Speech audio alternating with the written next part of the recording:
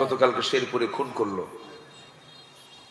আল্লাহ, নির্মম পাশবিক চিত্রটা আমি কিছুক্ষণ আগে দেখেছি, আমার চোখে পড়েছে। মানুষ মানুষকে পিটায় মারে। আমরা কোন দিন সভ্য জাতিতে রূপ নেব জানি না।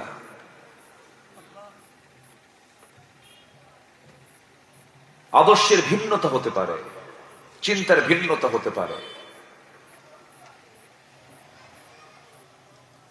বিভিন্ন ইখতিলাফ থাকতে পারে, থাকতেই পারে, এটা স্বাভাবিক। কিন্তু এর মানে কি একটা মানুষকে পিটিয়ে হত্যা করা? যেমন করে হত্যা করেছে গতকাল নির্বাচনকে কেন্দ্র করে, এরা চাচ্ছে একটা ঘোলা পানি করে ভিন্ন বিকৃত কোন চিন্তা তাদের মাথায় আছে কিনা জানি না, তবে প্রতিটি হত্যার বিচার বাংলার জমিনে একদিন হবেই হবে। জয় বলি ইনশাআল্লাহ। পরে জানে না যে রক্ত যেখানে পড়ে সেখানে উর্বর হয়ে যায়। যেই জমিনে রক্ত ঝরবে সেটা উর্বর হয়ে যাবে। রক্ত ঝরাবেন, ইতিহাস সৃষ্টি হবে। যারা জীবন নিয়ে ছিনিমিনি খেলছেন, গতকাল যারা একটা মানুষকে মেরে পিটে হত্যা করলেন শেরপুরের শ্রীপুরের, আমার পরিচিত, আমি সেখানে মাহফিলে গিয়েছি। আমার রেজাউল করিম ভাই খুব হাসি খুশি মানুষ, ছোট্ট একটা বাচ্চা কোলে নিয়ে আসে, 1.5 থেকে 2 বছরের বাচ্চা। যারা খুন করেছেন তারা একটু জানতো, এই বাড়ির একটু আশেপাশে গিয়ে দাঁড়ান তো। যার যায় সেই তো বোঝে, যার যায় সেই বোঝে তার কষ্টটা কি।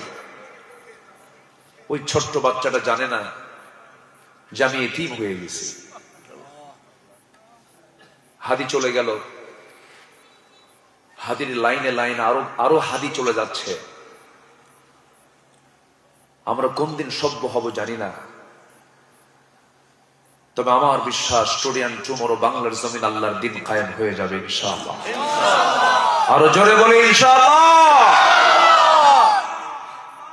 রক্ত বৃথা যায় না। হামজার রক্তের মধ্য দিয়ে ইসলাম কায়েম হয়েছে, ঠিক কিনা বলেন? উহুদ যুদ্ধে রক্ত ঝরিয়েছেন হামজা রাদিয়াল্লাহু তাআলা আনহু। লাশ বুকটা চিরে কলিজা বের করে নেওয়া হয়েছে, কান কেটে নেওয়া হয়েছে, চোখ তুলে নেওয়া হয়েছে, হাত পা কেটে ফেলা হয়েছে। আব্দুল্লাহ বিন জাহাশ রাদিয়াল্লাহু তাআলা আনহু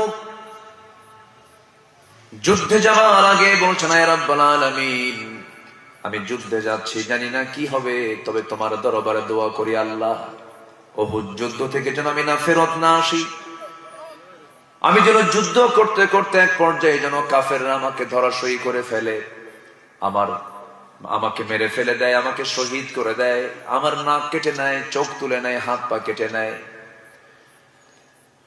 এই বিকৃত লাশ আমাকে ফেলে দিয়ে যেন তারা চলে যায়। কিয়ামতের দিন হাসরের ময়দানে যখন আমার চোখ নাই, কান নাই, হাত কাটা পা কাটা দেহ নিয়ে তোমার সামনে যখন দাঁড়াবো আল্লাহ, সেই সময় তুমি আল্লাহ আমাকে প্রশ্ন করবে, ফিমা যদি আনফুক ওয়া উদুনুক, তোমার নাক কেন কাটা, তোমার কান কেন কেটে গেছে, কি হয়েছে? সেদিন বলবো আল্লাহ, তোমার জমিনে তোমার দিন কায়েমের সংগ্রাম করতে গিয়ে আমার চোখ তুলে নিয়েছে, হাত কেটে নিয়েছে, পা কেটে নিয়েছে।